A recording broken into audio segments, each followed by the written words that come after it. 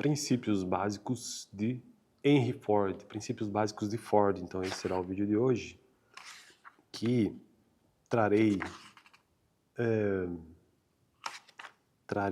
uma pequena introdução sobre esses princípios. Então, segundo o nosso livro Texto Base, a respeito de TGA, ou seja, Teoria Geral da Administração, do professor Hidalberto Chiavenato, lá no seu capítulo primeiro, ou um dos primeiros capítulos ainda, sobre administração científica, que foi a primeira escola de administração, lá no início do século XX, final do século XIX.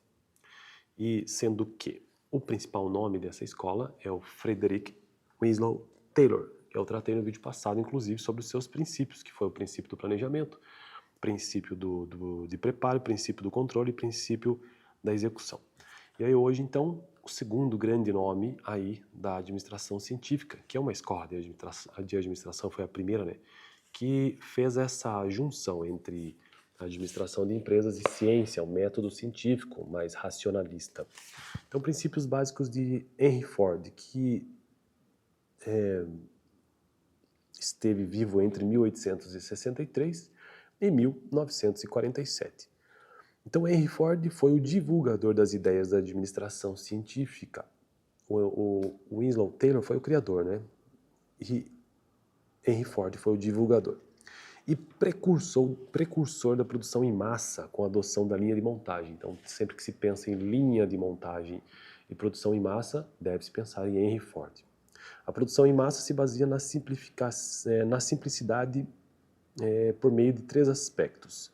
Em primeiro lugar, o fluxo do produto no processo produtivo é planejado, ordenado e contínuo, ou seja, todo o movimento que acontece com o produto numa linha de montagem, ele acontece não é à toa, então ele é planejado, ele é ordenado e contínuo, ele nunca para, ele é ordenado, segue uma ordem e ele é planejado, não é aleatório. Em segundo lugar, o segundo aspecto, o trabalho é entregue ao operário em vez de este ter de ir buscá-lo. Então, o trabalho chega na esteira, talvez, entre aspas, ou nesse processo produtivo, ele é entregue ao operário. O operário não vai buscar. Em terceiro lugar, as operações são analisadas em seus elementos constituintes. Então, cada partezinha, né, compõe o todo. Bom, esse é o vídeo de hoje, basicamente, e eu quero finalizar tratando sobre o Fordismo. Aqui no livro ele nos diz o seguinte: Ford iniciou sua vida como mecânico, projetou um modelo de carro e em 1899 fundou sua primeira fábrica de automóveis, que logo depois foi fechada. Sem desanimar, fundou em 1903 a Ford Motor Company. Sua ideia era popularizar um produto antes artesanal e destinado a milionários, ou seja, vender carros a preços populares com assistência técnica garantida, revolucionando a estratégia comercial da época. Entre 1905 e 1910, a Ford promoveu a grande inovação do século XX, ou seja, a produção em massa. Embora não tenha inventado o automóvel, nem mesmo a linha de montagem, Ford inovou a organização do trabalho, a produção de maior número de produtos acabados com a maior garantia de qualidade e pelo menor custo possível. Essa inovação teve maior impacto sobre a maneira de viver do homem do que muitas das maiores invenções da humanidade. Em 1913, que coincidente, inclusive, não tem nada a ver com esse tema aqui, mas agora que me lembrei que foi o período de ouro da economia brasileira, estou linkando com a economia lá da playlist de economia e história da economia brasileira. Voltando aqui, já em 1913 já se fabricava 800 carros por dia. Em 1914, repartiu com os empregados parte do controle acionário da empresa, abriu capital para os seus funcionários. Henry Ford estabeleceu o salário mínimo de $5 por dia e jornada diária de 8 horas, quando a jornada variava entre 10 e 12. Então vejo que ele baixou para 8 horas, com certeza porque a produtividade aumentou, né?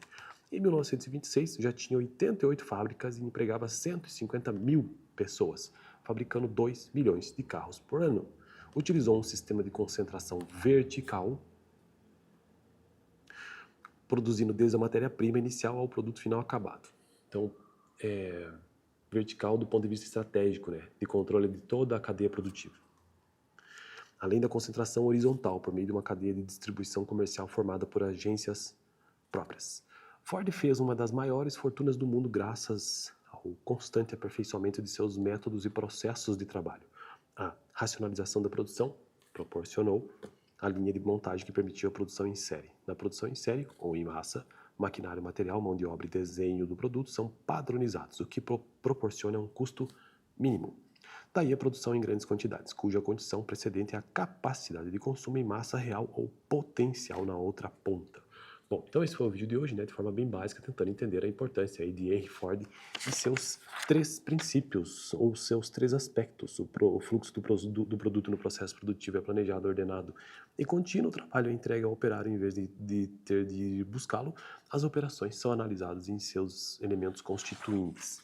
Próximo vídeo, para acelerar a produção, por meio de um trabalho ritmado, coordenado e econômico, Ford adotou 3 princípios. Esses sim, são 3 princípios para Henry Ford. Valeu!